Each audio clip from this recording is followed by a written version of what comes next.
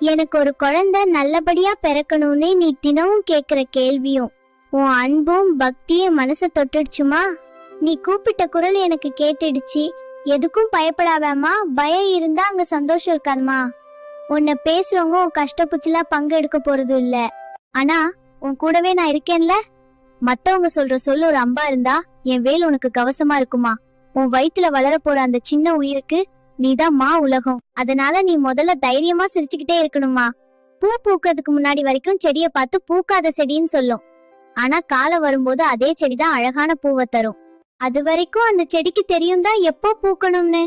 உனக்கும் காலம் வரும். இந்த உலகம் பெருசு, ஆனா உன் நம்பிக்கை அதை விட பெருசுமா. உன் கைய புடிச்சுக்க நான் இருக்கேன்மா.